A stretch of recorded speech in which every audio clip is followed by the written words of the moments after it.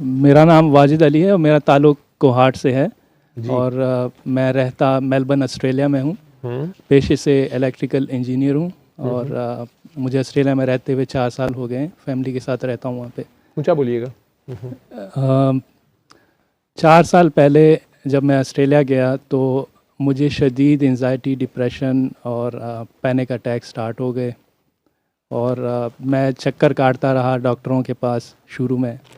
तो डॉक्टर ने यही कहा कि आपको तो कुछ भी मसला नहीं है, सारे टेस्ट सही हैं। मैं बज़िद था कि नहीं ईसीजी करवाएं, क्योंकि दिल की धड़कन बड़ी तेज़ थी, नींद नहीं आ रही थी, घबराहट थी, बेचैनी से थी और लोनलीनेस सी फील कर रहा था मैं। काकी जी तूने अच्छी चादरों से आगाज़ किया, चादर चादर हो गई। लोनलीनेस सी मैं बहुत फील कर रहा था। एक तो मैं कोविड के टाइम पे गया हुआ था अकेले और फैमिली पीछे रह गई थी, बच्चे। तो एक तो होम सिकनेस भी थी और फिर बहुत ज़्यादा मतलब वो तगो-दो करनी पड़ी स्टार्ट में जॉब सर्च में। लेकिन अल्हम्दुलिल्लाह अल्लाह के फ़ज़ल से 3 महीने में वो जॉब सेटल हो गई, मेरी प्रोफेशनल जॉब। और उसके बाद से ये एंजाइटी मेरे साथ साथ चलती रही, पता नहीं क्यों। मतलब अगर दोस्तों के साथ भी हूँ तो एक अजीब किस्म की बेचैनी थी मुझे। और कुछ ना कुछ मुझे जो है ना वो परेशानी चल रही थी मेरे साथ। घर वालों को मैं बता नहीं सकता था कि मुझे क्या परेशानी है। मैंने कहा मैं इधर बैठा हूँ, वो पाकिस्तान में है, खामखा में परेशान हो गए। बस मैं उसको बर्दाश्त करता रहा। साल बाद जब फैमिली आई तो उसके बाद एकदम से मुझे पैनिक अटैक स्टार्ट हो गए। जब पैनिक अटैक स्टार्ट हो गए तो मुझे तो बहुत घबराहट हुई कि ये तो बहुत सीरियस सा मसला है। तो फिर बेगम ने भी कहा कि आप डॉक्टर के पास चले जाओ फिर से। तो मैं एक डॉक्टर के पास गया। वो उन्होंने मुझे वो दिए, एंटी डिप्रेसेंट दिए कि आपको शदीद एंजाइटी, आप ये खाएं और आप ठीक हो जाएंगे। खैर मैंने 3 महीने तक वो दवाई खाई लेकिन मुझ पे कुछ असर नहीं पड़ा। उल्टा मुझे मज़ीद परेशानी और नींद आनी शुरू हो गई। और जितना भी मैं सोऊं मुझे लगता था कि मुझे और सोना चाहिए। तो और पैनिक अटैक्स भी ख़त्म नहीं हो रहे, वो परेशानी भी ख़त्म नहीं हो रही। इतनी बेचैनी थी कि मतलब घर में भी मुझे बच्चों पे भी गुस्सा आने लगा, बेगम पे भी गुस्सा आने लगा। मतलब शकूक तक बात चली गई। घरेलू माहौल भी बिगड़ने लगा बहुत ज़्यादा। किसी से मतलब मैं खुल के बयान भी नहीं कर सकता था कि मुझे प्रॉब्लम क्या है। खैर जब ये अटैक ज़्यादा हुए तो मैं एक दूसरे एक लेबनीज़ डॉक्टर थे, उनके पास गया। उन्होंने मुझे मतलब सिर्फ दवाई चेंज करके दी और थोड़ी सी हाई डोज वाली दवाई दी, एंटी डिप्रेसेंट, क्या आप ये खाओ। वो भी मैंने खा के देखी, उससे भी कुछ फ़र्क नहीं पड़ा। खैर एक दिन मैं इसी परेशानी के आलम में था और हर रात मैं मतलब सोने की कोशिश करता था। दिल की धड़कन इतनी तेज़ होती थी कि मुझसे सोया न जाता था, बल्कि मतलब सुबह सवेरे तक मैं जागा रहता था और उस टाइम मुझे नींद आती थी। और कभी कभार तो ऐसे लगता था कि बस यही आखिरी रात है, बस बचना नहीं है। इसी परेशानी के आलम में एक रात बच्चे सो रहे थे, मैं और बेगम जाग रहे थे, तो मैं फ़ेसबुक स्क्रॉल कर रहा था। तो अचानक सामने आपकी वीडियो आ गई एक। मैं आपको बिल्कुल नहीं जानता था उस टाइम और मैंने वो खैर देखनी शुरू की। आपके गले में स्टेथोस्कोप था और कोई एक छोटा सा कमरा था। मैं ये समझा कि नीचे नाम तो लिखा हुआ था कि डॉक्टर साहब हैं। तो मैं ये समझा कि कोई डॉक्टर साहब हैं, कोई सेमिनार या वर्कशॉप कर रहे हैं या कोई स्टूडेंट्स को ट्रेनिंग कर रहे हैं। तो जैसे ही मैंने 1-2 मिनट वो सुननी शुरू की तो मुझे आपकी बातें अपनी तरफ खींच ले आई, तो मैं सुनता रहा। और उसी वीडियो को देखते देखते बीच में आपने सूरह रहमान का पैगाम दिया। तो जैसे ही वो पैगाम मैंने सुना, मैंने उधर ही वीडियो बंद कर दी। बीच में वाइफ भी साथ साथ सुन रही थी, तो उन्होंने भी पूछा कि ये कौन है। तो मैंने कहा मैं तो नहीं जानता, ये कौन साहब हैं। एक डॉक्टर साहब हैं। तो उन्होंने कहा ये तो दुआ का और ये बता रहे हैं और साथ में ये सब काके काकियाँ इकट्ठे बैठी हैं, तो ये क्या चक्कर है। तो मैंने कहा ये भी मुझे नहीं पता, मैं तो फर्स्ट टाइम देख रहा हूँ।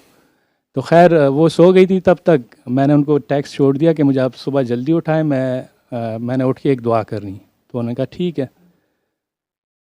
मैं सुबह उठा तो दुआ स्टार्ट की, 7 दिन पूरे किए अपने।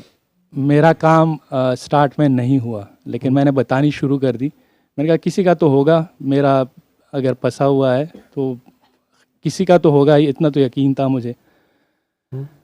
फिर मैं आपका नंबर ढूंढता रहा कि कहीं से आपका नंबर मिले और आपसे रब्ता हो। तो वो एक दिन बस इत्तेफाक से एक यूट्यूब वीडियो पे आप कुछ बता रहे थे अपना नंबर, तो वहाँ से मैंने कॉल करनी शुरू की। और एक दिन कॉल लगी तो आगे से काकी जी ने फ़ोन उठाया।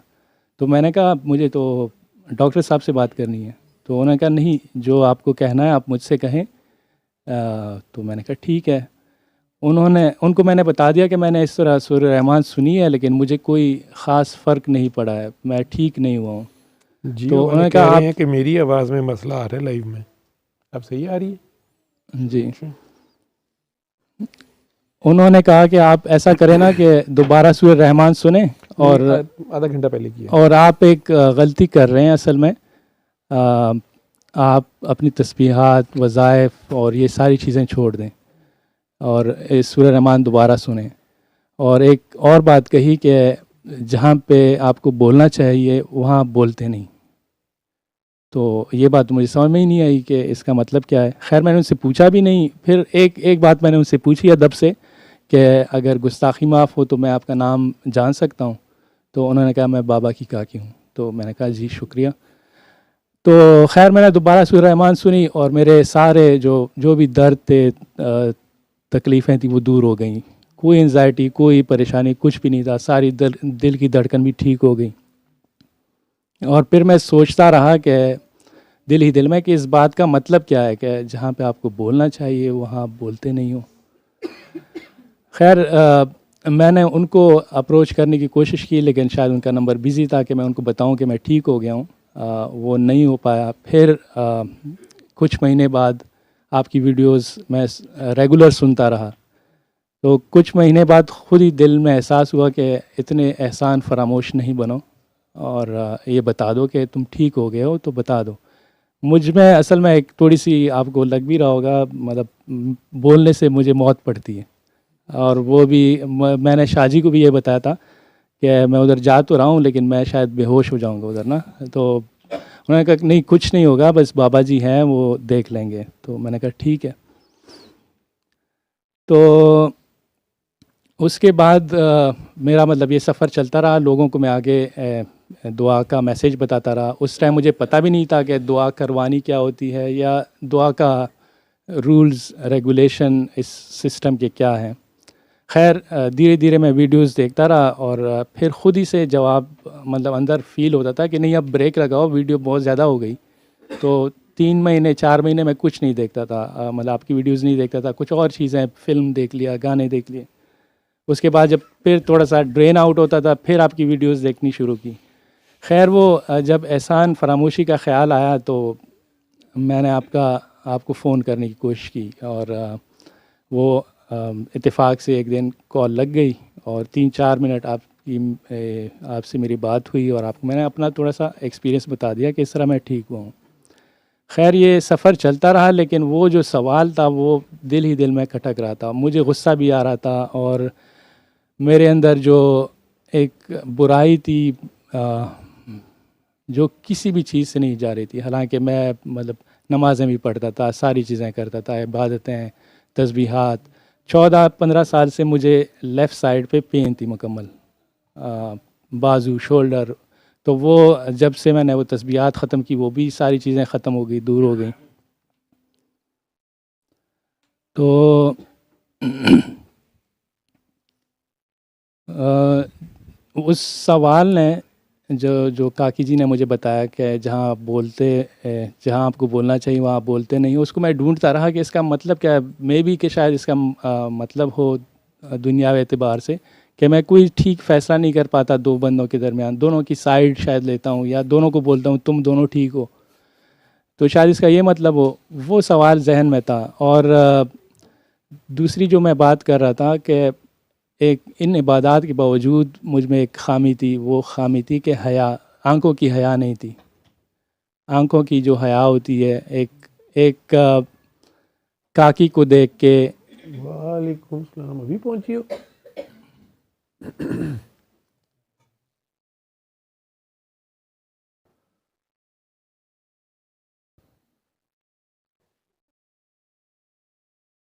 आप उधर ही बैठे रहो, वो बैठ गई हैं।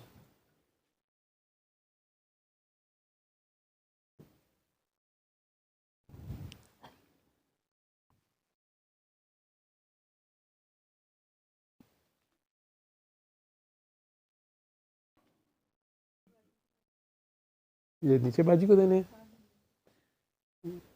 अमार किधर है? नीचे ही है, किसी को दे दें, अमार नीचे ले जाए या आप ही दे। बाजी कहते हैं ना फैसलाबाद वाली आयशा और नुसरत बाजी लाएंगे, मुझे पता है नुसरत।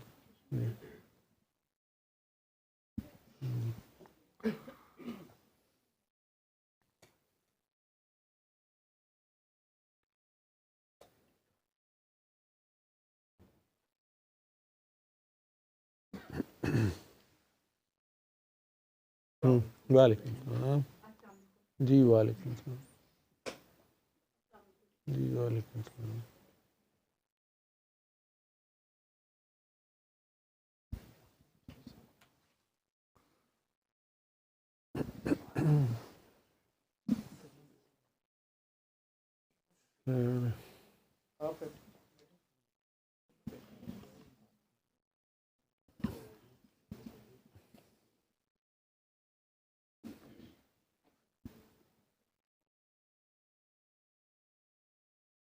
जी सॉरी जी, साजिद आगे हो जाएं तो इन्हें पीछे बैठा दें, जो आपके अभी आए हैं वो आपके पास उस जगह पे बैठ जाएंगे, फिर जस्ट आप आगे आ जाए ज़रा। जी जी मैं वो बात कर रहा था कि आंखों की जो हया होती है ना, वो नहीं थी। चाहे जितनी भी इबादत कर लूँ, एक काकी को देख के या उसका हाथ देख के पूरा नक्शा बनाना जहन ही जहन में। शादी हुई थी? जी शादी हुई थी, मेरे 4 बच्चे हैं और माशाल्लाह से जी। लेकिन तो वो जो चीज़ थी वो जा नहीं रही थी। हालांकि मैं इतना परेशान था, खुद भी चाहता था कि ये आदत मुझसे दूर हो जाए, बहुत कोशिश करता था, पैर होती थी, बहुत कोशिश करता था, वो नहीं आ रही थी। तो उस सवाल ने और इस चीज़ ने बहुत परेशान किया हुआ था कि ये मैं ये क्या कर रहा हूँ। ठीक है, बच्चों वाला वो और इतनी मतलब प्यारी बेगम है मेरी, और इतनी वो माशाल्लाह से शरीयत की पाबंद है कि उन्होंने मतलब कभी भी बग़ैर वज़ू के बच्चों को दूध नहीं पिलाया, बग़ैर पाकीज़गी के कभी भी दूध नहीं पिलाया। तो मुझे ये चीज़ें बड़ी परेशान कर रही थी। एक दिन वो ये काका अहमद जो हैं, इनका मैं सेशन देख रहा था, तो उसमें शाहजी का ज़िक्र हुआ, तो वो एकदम से फेसबुक पे नज़र आए, तो फ्रेंड रिक्वेस्ट भेजी, तो उन्होंने एक्सेप्ट कर दी। फिर हमारी कोई बात नहीं हुई। उधर शाहजी असफर जी, तो उन्होंने जो है ना वो एक्सेप्ट कर दी, और फिर हमारी ऐसी कोई बात नहीं हुई। और उनका एक लिंक था, तो वो मैंने क्लिक किया, व्हाट्सएप लिंक था। इस वजह से नहीं कि मैंने उधर जाना है या उनसे कोई दुआ करवानी है, क्योंकि वो तो मैसेज मैं जान चुका था कि एक ही के पीछे चलना है। वो तो काकी जी ने जब बताया था, मैं कहीं भी नहीं गया इधर उधर ना। तो मुझे ये था कि ये कोई गाइडेंस ग्रुप है जिससे मुझे पता चलेगा, कोई अपडेट्स मिलेंगी कि दुआ सिस्टम के हवाले से। तो जैसे ही वो आया तो ऑटो मैसेज आया कि आप अपना तारुफ़ दें, कौन है, क्या है। तो मैंने पूरी डिटेल बताई उनको मैसेज में कि मैंने सूरह रहमान भी सुनी है, ये और ये मसले हैं, मेरी डायरेक्शन ठीक नहीं है। तो उन्होंने कोई मतलब आगे से जवाब नहीं दिया, मैंने भी छोड़ दिया। अगले दिन उनका मैसेज आया कि आपको क्या मसला है, आप बताइए। तो मैंने कहा मैं मैसेज पे तो नहीं बता सकता, अगर मैं कॉल कर लूँ आपको। तो उन्होंने कहा ठीक है, कर लें कॉल।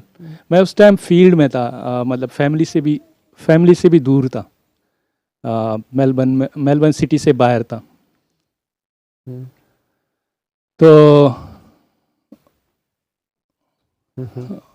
उनसे मेरी मतलब जब कॉल पे बात हुई ना, जिस दिन मेरी दुआ हो रही थी, तो उस दिन मैं जब फील्ड से वापस आया और अपने मोटेल रूम में गया, तो जैसे ही दरवाज़ा खोला मुझे एकदम से मतली और उल्टी आने लगी। मैं फ़ौरन भागा, लैपटॉप फेंका मैंने, पता नहीं सिंक की तरफ भागा और जो भी कैश है करनी थी वो की, और मुंह साफ़ करके नहा धो के समझ में नहीं आया कि ये एकदम से उल्टी मुझे क्यों आई।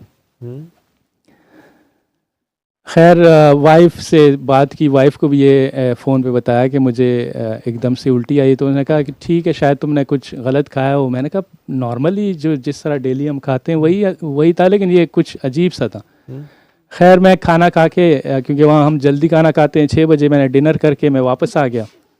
रूम में ही था तो शाहजी का जब मैसेज आया तो कॉल हुई, हमारी कॉल पे बात हुई, थोड़ा इंट्रोडक्शन हुआ। फिर उन्होंने कहा आपको मसला क्या है। तो उन्होंने जैसे ही मुझसे बातें शुरू की दुआ के हवाले से, तो मुझे उनमें और आपकी बातों में कोई ज़रा बराबर भी डिफरेंस ना लगा, कि मुझे ऐसे लगा कि आप मुझसे बात कर रहे हैं, हालांकि उनके साथ मेरी फ़र्स्ट टाइम बात हो रही थी।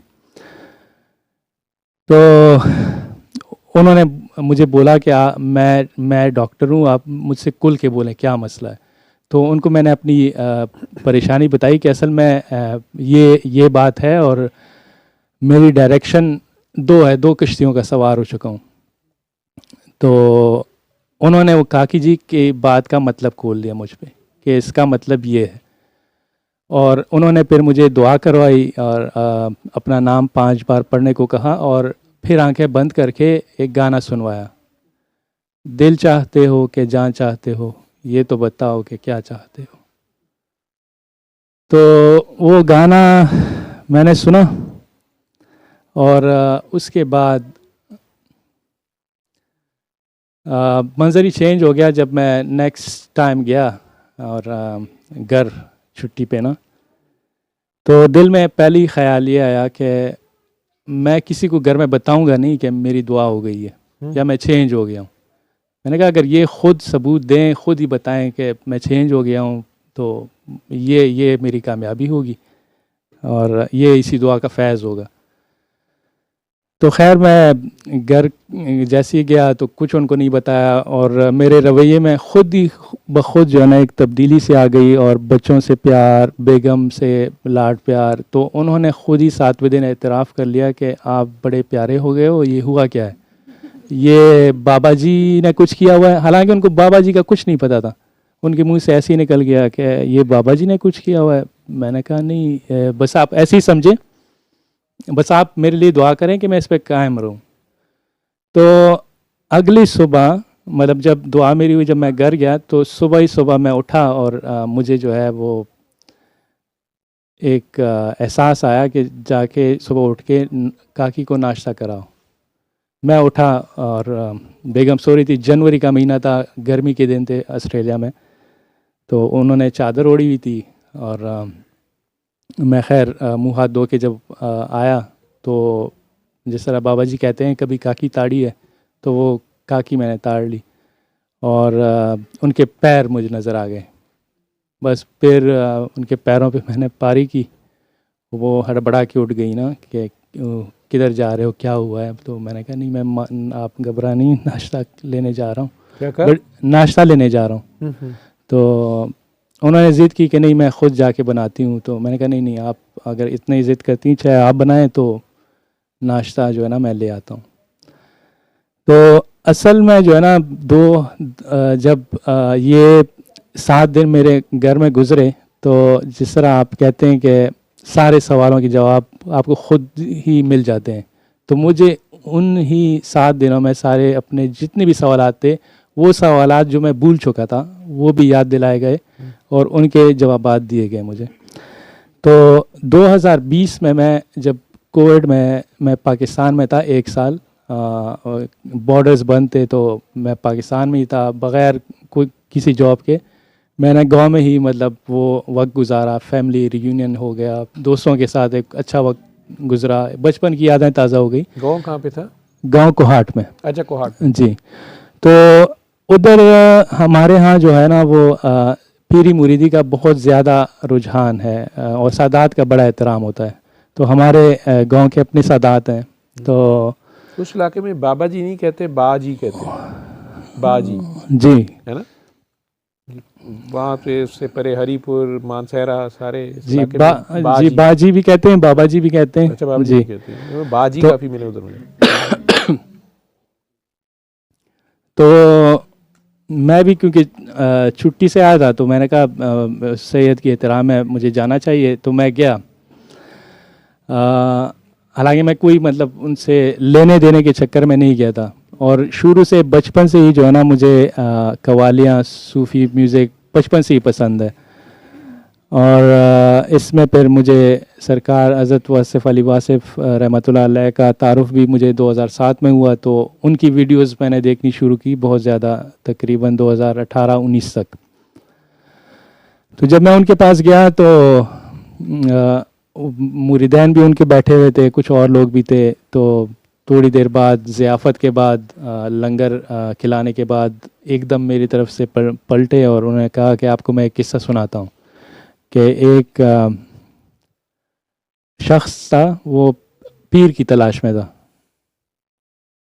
वो उसने पूरी ज़िंदगी तगो-दौ की, उसको कोई पीर नहीं मिल रहा था कि जिसके आगे वो घुटने टेक दे। तो एक दिन उसने जो है ना वो तंग हो गया इस तलाश से, और उसने कहा, फाइनल एक फ़ैसला किया कि कल मैं सुबह उठूँगा, गली में जो भी पहला शख्स आएगा, चाहे वो चोर है कोई भी है, वो मेरा पीर है, मैं उसके आगे जो है ना वो सजदा रेज़ हो जाऊँगा। कल सुबह जब उठा वो, तो एक गली में शख्स आ रहे थे, वो साहब झुक गए उसके सामने ना, और उन्होंने कहा, पीर साहब, पीर साहब, पीर साहब। नीचे जो है ना वो झुके हुए। इतने में उनके असली पीर आ गए, और उन्होंने वो राह चलते शख्स को हटा दिया कि आप जाओ, इनका काम हो गया। तो जब उस शख्स ने आंखें खोली तो अपने मुर्शिद के सामने था वो। तो मुझे तो हैरत हुई, चौंक गया कि इनको कैसे पता कि मुझे किसी की तलाश है, इनको कैसे पता। अकल थी, किताबें पढ़ी हुई थी बहुत ज़्यादा, और बात जहन में आ नहीं रही थी। और फिर एकदम से बोले मुझे कि ज़रूरी नहीं है कि सैयद हो। जब ये फ़िक्र उन्होंने बोला ना, तो उनका एहतराम और बढ़ गया, क्योंकि ये भी देखने में हमारे आया है कि कुछ सादात फिर तकब्बुर में चले जाते हैं, और फिर वो जैसा होता है ना ब्लडी सिविलियन वाला जो उसूल है, वो भी देखा है। तो मेरा तो मतलब जब उन्होंने ये कहा ना कि ज़रूरी नहीं है कि सैयद हो, तुम भी इसी तरह के कमरे में, वो एक कमरा था, वो जो लकड़ी की छत थी उसकी, बैठे होगे और एक बर्ग गिर जाएगी, उसको पुकार रहे होगे। तो जब मेरे सवालात के जवाब, ये 2020 की बात है, और मेरी दुआ हुई है 2025 में। तो जब मुझे जवाबात दिए जा रहे थे, तो वो कमरा याद दिलाया गया जब मैं ऑस्ट्रेलिया में था, उस कमरे में। और उस कमरे को अगर मैं तलाश करूं 100 साल में भी वो कमरा मैं तलाश ना कर पाऊं। वो वही कमरा था जो निशानदेही की गई थी जब मेरी दुआ हो रही थी। तो उसके बाद एक बाबा जी ने क्रैश कोर्स करवाया, क्योंकि शाह जी ने ये बोला हुआ था कि ये लास्ट ट्रेन है, इस पे चढ़ जाओ। मैं जब घर आया था ना, तो जनवरी का महीना था, और बच्चों की भी स्कूल की छुट्टियां थी, और उन्होंने प्लान बनाया हुआ था कि बाबा आएंगे तो हमें सिडनी लेके जाएंगे। तो मैंने कहा, सिडनी तो बेटा दूर है, खामखा मैं 8 घंटे की ड्राइव करूँगा वापसी, मतलब मुझे बोरियत होती है। तो ऐसा करते हैं, विक्टोरिया में ही कोई स्पॉट देख लेते हैं। तो विक्टोरिया में एक बहुत अच्छी जगह है, पुफिंग बिली के नाम से। उधर हमने बहुत पहले से बच्चों ने ट्राई की, मैंने ट्राई की कि हमें टिकट्स मिले ना, वो मिल नहीं रहे थे। तो बेटे ने एकदम से कहा, बाबा आज तो टिकट अवेलेबल हैं, तो इधर चलते हैं। तो मैंने कहा ठीक है चलते हैं। वो 1.5 घंटे की ड्राइव थी। पूरी रात मैं एक कैफियत वाली सिचुएशन थी, उसको मैं बयान नहीं कर सकता। बेचैनी वाला सुकून, अब मैं इसको लफ्ज़ों में बयान नहीं कर सकता। पूरी रात में सोया नहीं, और सुबह मैंने ड्राइव भी करना था। तो खैर मैंने कहा चले आप लोगों को लेके चलता हूँ। तो 1.5 घंटा मैंने ड्राइव की। वहाँ पे डॉक्टर बाबू, वहाँ पे एक ट्रेन चलती है 100 साल पुरानी, वो वैलीज और हिल्स और फॉरेस्ट के अंदर चलती है। तो खैर हम गए, टिकट्स लिए और अंदर गए। ट्रेन में बैठ गए और बाहर उस खिड़की में आप मतलब टांगे फैला के आप बैठ सकते हैं, बाहर के नज़ारे देख सकते हैं। तो मैं बच्चों के साथ वो खिड़की में ही बैठ गया।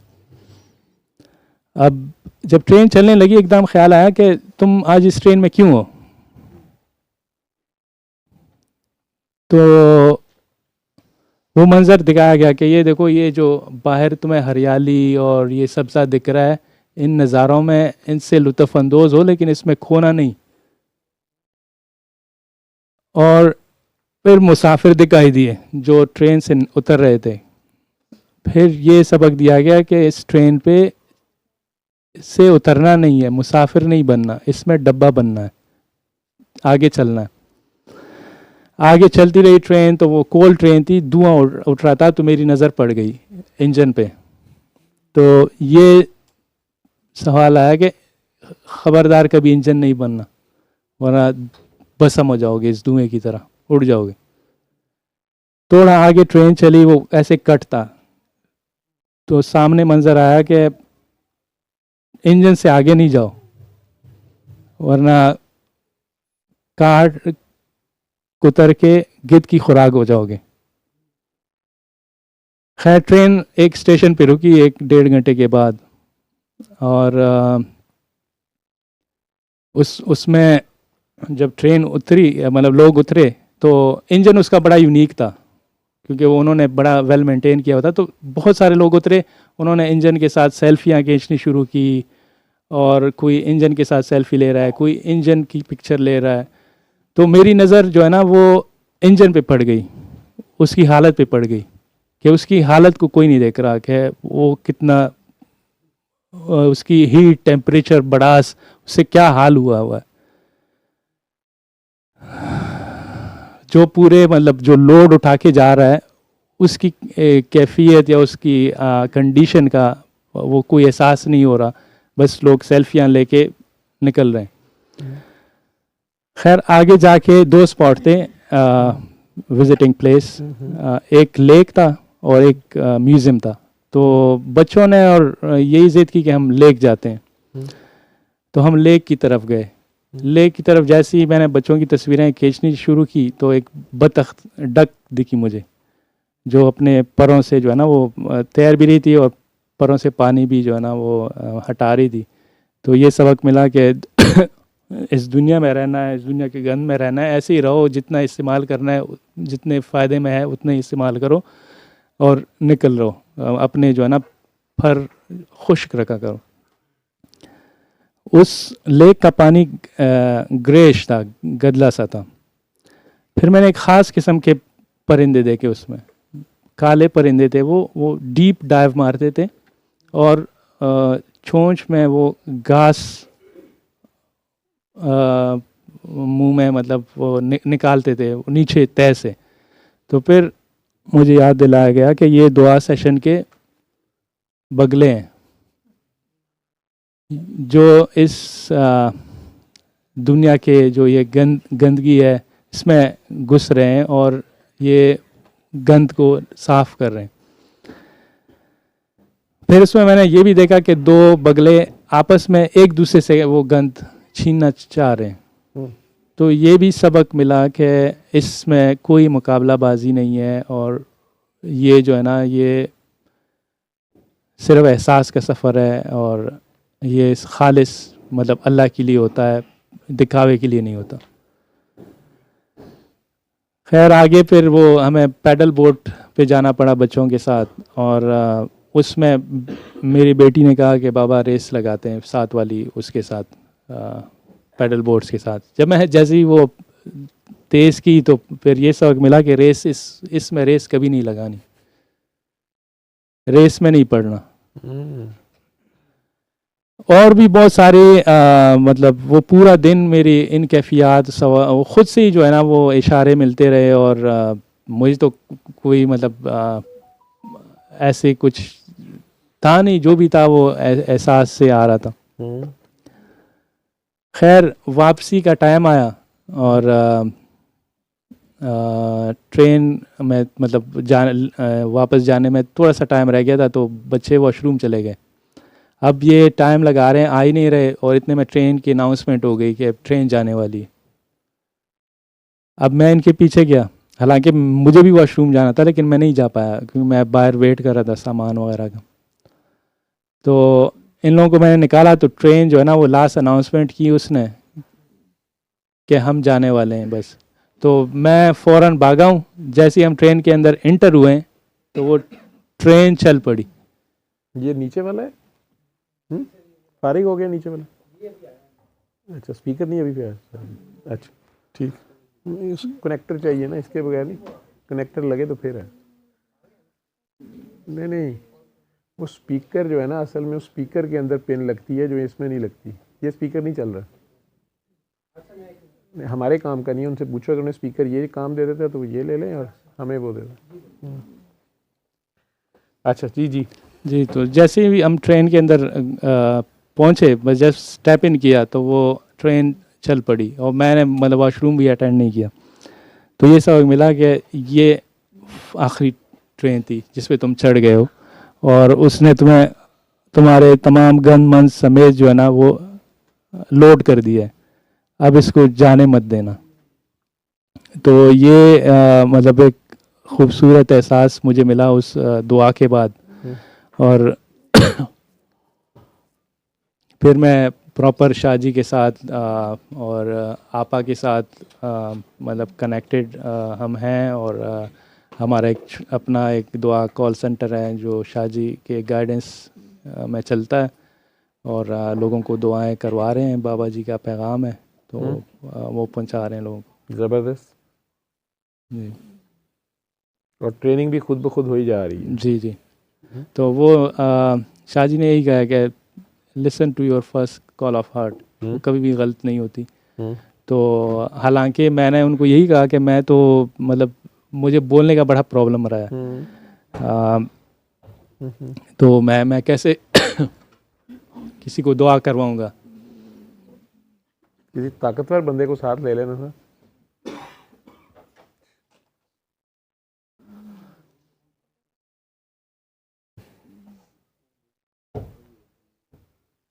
नीचे बैठी खवातीन को बचा के आराम से।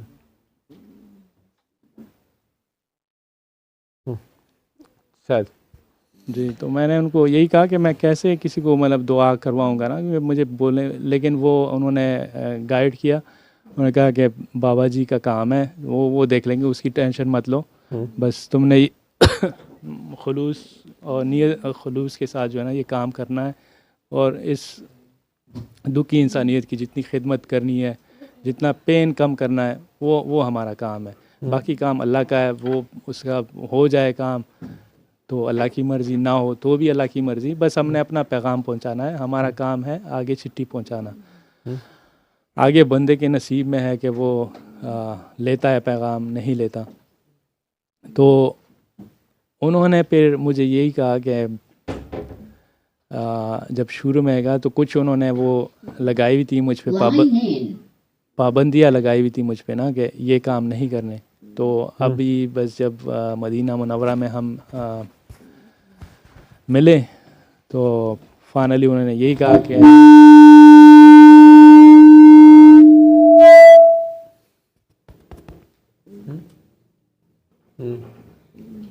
जी, तो फाइनली उन्होंने यही कहा कि आप जो है ना वो अपने जो है ना वो गांव के जो शाह साहब हैं उनके पास चले जाओ और उनको जो है ना ये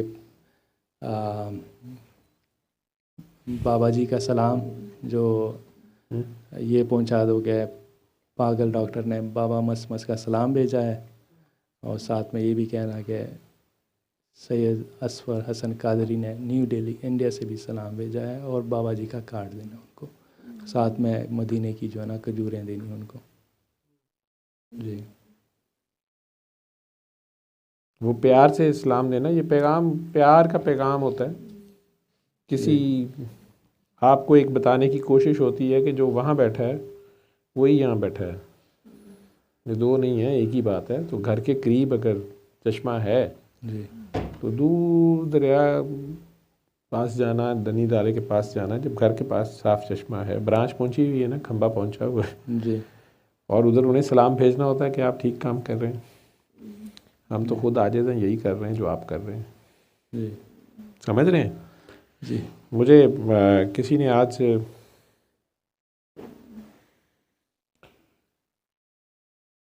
फ़ोन किया तो मुझे कहने लगे कि